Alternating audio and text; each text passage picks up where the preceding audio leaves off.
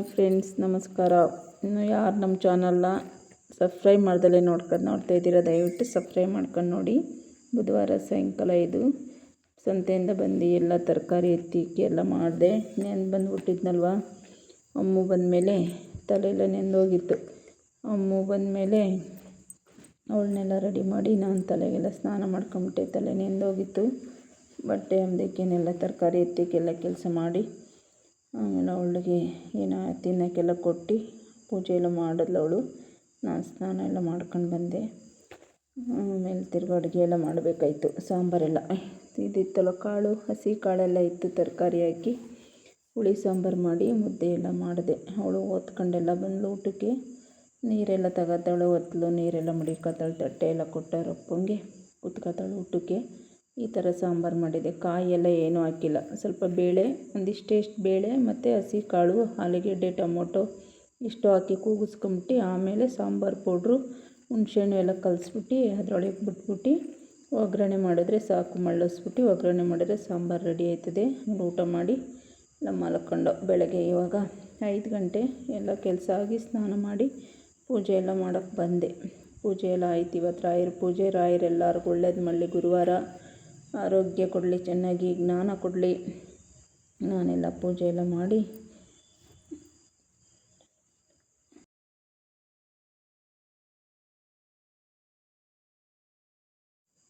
ಸ್ನಾನ ಪೂಜೆ ಎಲ್ಲ ಆಯಿತು. ಗುರುವಾರ ರಾಯರಿಗೆ ಕಲ್ಲಂಗಡಿ ಹಣ್ಣು ತಗೊಂಬಂದಿದ್ದೆ ಸಂತೆಯಲ್ಲಿ. ಕಲ್ಲಂಗಡಿ ಹಣ್ಣು, ಬಾಳೆಹಣ್ಣು, ಸ್ವಲ್ಪ ಹಾಲೆಲ್ಲ ಕಾಯಿಸಿ ತುಪ್ಪ ಹಾಕಿ ಇಟ್ಟೆ. ತುಪ್ಪ ದೀಪ 2 ತುಪ್ಪ ದೀಪ ಹಚ್ತೀನಿ ನಾನು. 1 ಬೆಳಗ್ತೀನಿ, ಇನ್ನೆರಡು ದೇವ್ರ ಮುಂದೆ ಗುರುವಾರ ಹಚ್ತೀನಿ ನಾನು. ಅವ್ರಿಗೆ ಅಂತಲೇ ತಂದಿದ್ದು, ರಾಯರಿಗೆ ಅಂತಲೇ ಅದು ತಂದಿದ್ದು ನಾನು. ಹಚ್ಚಿ ಎಲ್ಲ ಮಾಡಿ ಆಮೇಲೆ 6:30 ಆಯಿತು. ಅಲ್ಲಿ 6:15 ಆಗಿತ್ತು. ತಿಂಡಿ ಮಾಡೋಣ ಇವತ್ತು. ಬೆಂಡೆಕಾಯಿ ಪಲ್ಯ ಮತ್ತು ರೊಟ್ಟಿ. ಈ ಸ್ನ್ಯಾಕ್ಸಿಗೆಲ್ಲ ಕಲ್ಲಂಗಡಿ ಹಣ್ಣು, ದೇವರಿಗೆಲ್ಲ ಕಲ್ಲಂಗಡಿ ಹಣ್ಣೆಲ್ಲ ಇಟ್ಟಿದ್ನಲ್ವ.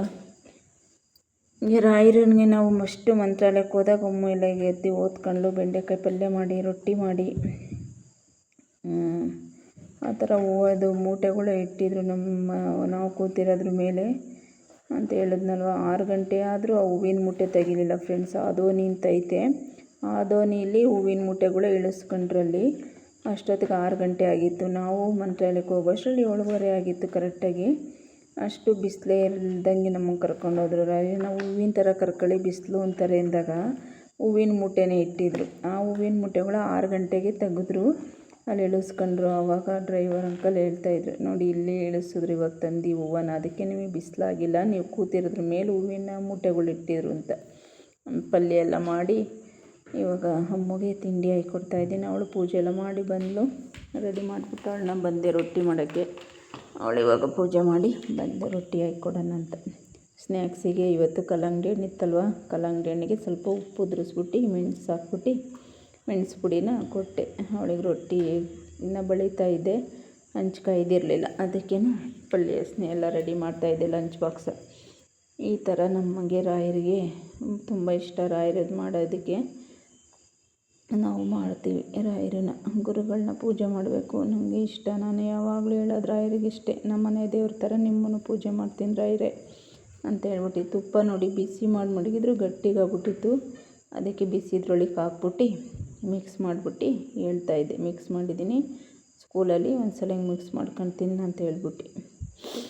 ಇವಾಗ ರೊಟ್ಟಿ ಎಲ್ಲ ಮಾಡ್ಕೊಡೋಕ್ಕೆ ಇನ್ನು ಹಂಚು ಕಾಯಬೇಕಾದ್ರೆ, ರೊಟ್ಟಿ ಹಂಚು ಕಾಯಿದ್ರೇ ರೊಟ್ಟಿ ಚೆನ್ನಾಗಿ ಬರೋದು.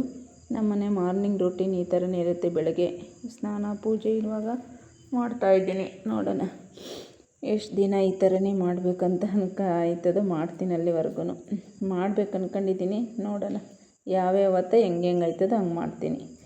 ಬೇಗ ಎದ್ದಾಗ ಬೇಗ ಮಾಡ್ತೀನಿ. ಎಲ್ಲ ಮಾಡ್ಕೊಂಡಿದ್ದು ಬೇಗ ಮಾಡಿದ್ರೆ ಎಲ್ಲ ಒಳ್ಳೆಯದು. ಮಾಡಬೇಕು ಬೇಗ ಎದ್ದು ಹೆಣ್ಮಕ್ಳು ಪೂಜೆಗಳು. ಆಮೇಲೆ ಅಡುಗೆ ಮನೆಗೆ ಹೋಗ್ಬೇಕಂತೆ. ನಾವು ಬೆಂಗಳೂರಲ್ಲಿದ್ದೋ ಇವರಿದ್ರು, ಯಾರಪ್ಪ ತಮಿಳರು, ಅವರು ನಾವು ಓದೋ ಹೊಸ್ತ್ರಲ್ಲಿ ಬೆಂಗಳೂರಲ್ಲಿ ಅವ್ರು ಹಂಗೇ ಅವರು ನಾವು ಎದ್ದೇಳೋಷ್ಟ್ರಲ್ಲಿ ಆಲೇ ಸ್ನಾನ ಮಾಡಿ ಪೂಜೆ ಮಾಡಿ ತಿಂಡಿ ಮಾಡ್ತಾಯಿರೋದವ ಆಂಟಿ.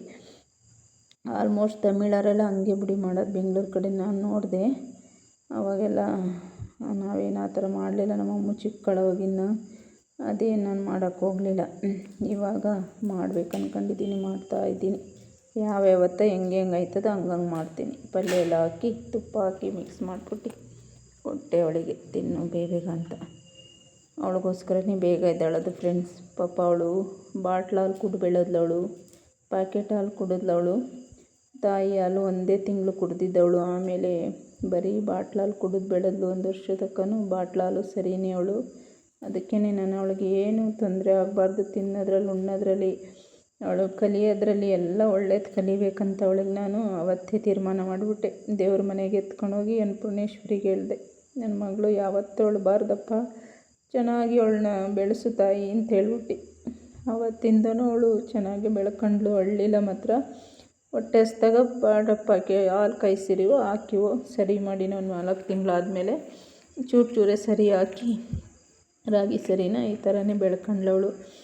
ಅದಕ್ಕೆ ಆವತ್ತಿಂದನೇ ನಾನು ತೀರ್ಮಾನ ಮಾಡಿದೆ, ಅವಳೆಲ್ಲೂ ಏನು ಗೊತ್ತಾಗ್ದವಳು ನಿಂತ್ಕೋಬಾರ್ದು, ಚೆನ್ನಾಗಿ ಎಲ್ಲದರಲ್ಲೂ ತಿಳುವಳಿಕೆಯಾಗಿ ಬೆಳ್ಕೋಬೇಕು ಅವಳು ಅಂತ ಹೇಳ್ಬಿಟ್ಟು ಅವತ್ತೇ ನಾನು ತೀರ್ಮಾನ ಮಾಡಿ ಅವಳಿಗೆ ಏನು ತಿನ್ಬೇಕಂತೇಳೋ ಅದನ್ನೇ ಮಾಡಿಕೊಡ್ತೀನಿ.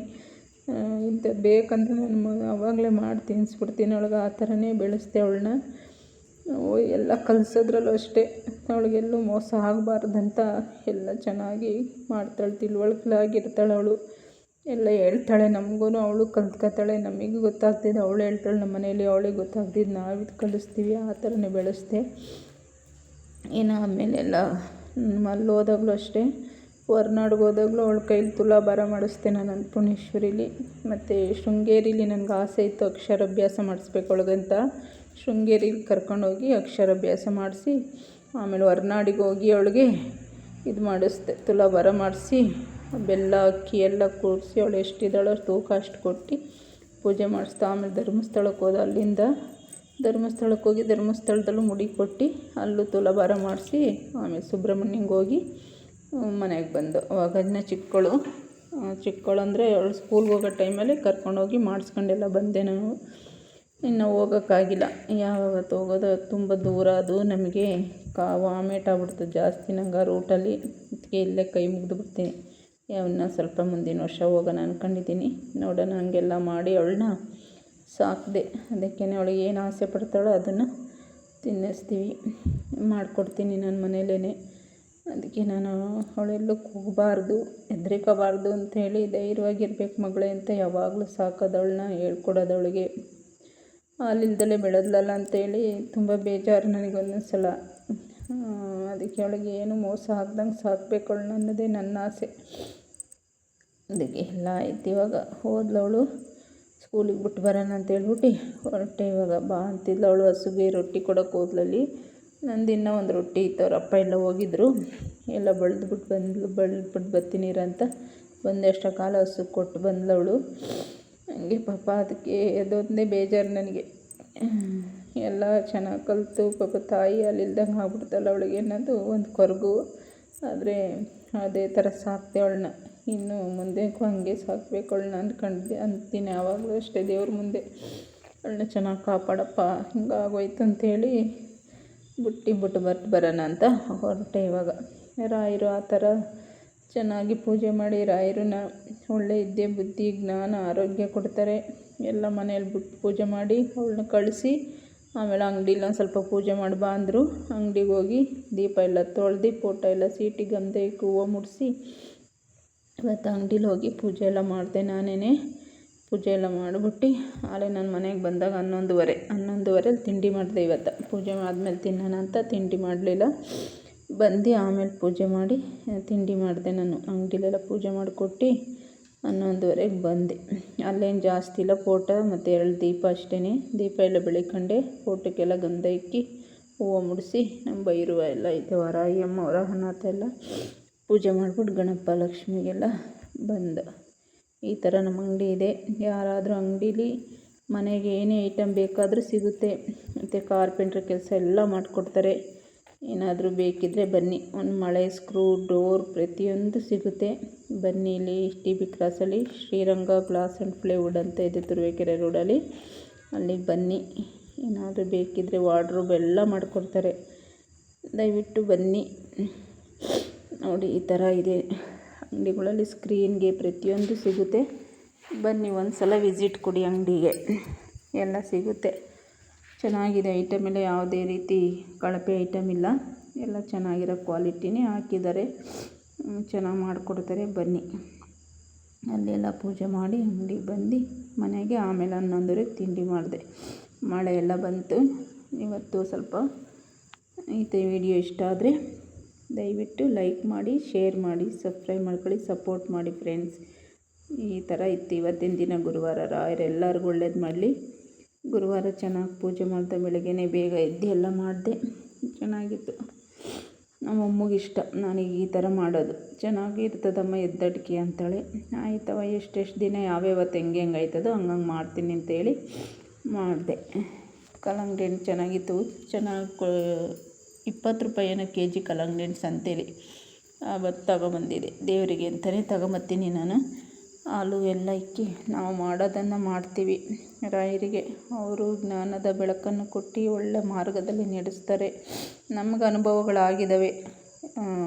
ರಾಯರು ನಮಗೆ ಮಾಡಿದ್ದಾರೆ ಒಳ್ಳೆಯ ಅನುಭವಗಳನ್ನ.